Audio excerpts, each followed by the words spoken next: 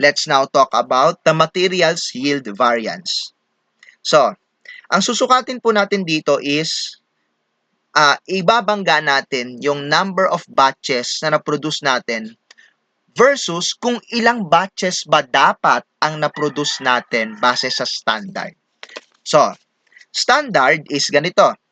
180 cups of almonds plus 300 cups of cashews plus 90 cups of pistachios plus 30 cups of seasoning equals 1 batch of output. Or, i-combine na natin lahat ng materials, 600 cups of materials equals 1 batch of output. Yun po yung standard, no? Base sa given ng ating problem. Applying this standard to the actual materials used, the number of batches that should be produced, represented by N, is determined as follows. So, we will use ratio and proportion. 600 cups is to 1 batch, kasi nga, sabi nga natin, 600 cups, dapat makaproduce ka ng isang batch, equals 16,000 cups ng actual na nagamit natin is to how many batches, no? Para ba ang number sentence na to is, kung ang 6,000 cups nagpo-produce ng isang batch, ilang batch ba dapat ang ma-produce ng 16,000 cups of material? So, yun yung ratio and proportion tinatawag natin. O, high school math yan, so dapat alam mo yan. So, solving the ratio and proportion, we will get the value of N as 26 and 2/3 batches.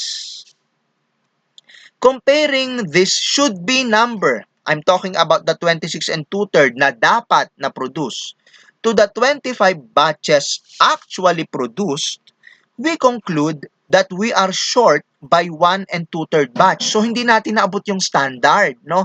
Dapat nakapag-produce ka ng 26 and 2/3 batches out of the 16,000 cups. Pero ang actual mong nagamit or na-produce is 25 batches only. So, kulang. So, kapag kulang, no, ang na-produce mong batch, hindi mo naabot yung standard, that means you are not as efficient as expected. Kaya ang variance mo ay red or unfavorable.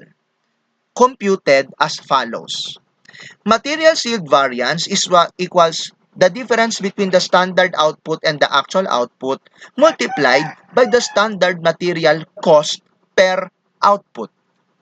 So, substituting this, 26 and 2/3 less 25, 26 and 2/3 less 25 times the standard material cost per output na 1,230. I think kinumpute natin yung 1,230 dun sa materials price variance. Pakibalikan nyo yung slide na yon, parang nasa mga unang slide siya. Okay?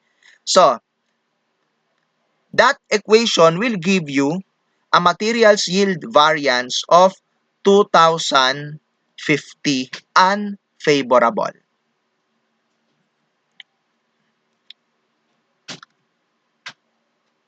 So let us now summarize the variances that we computed.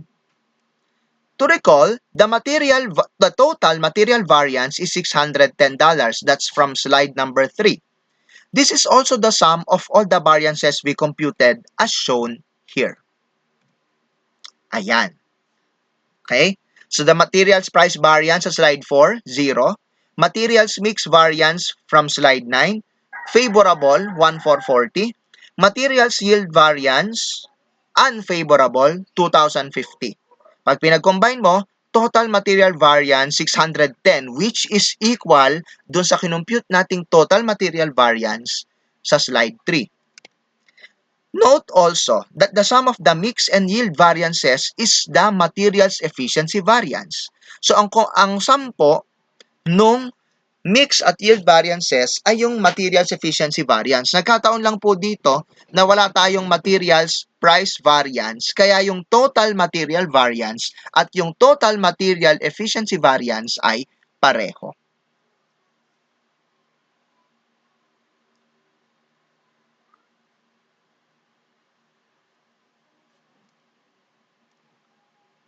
So this ends my discussion for the material variances. I'm leaving you with this quote. failure does not make you a failure. It just makes you human. Thank you for your attention, and I do hope that I help even a little for you to understand the variance analysis for materials.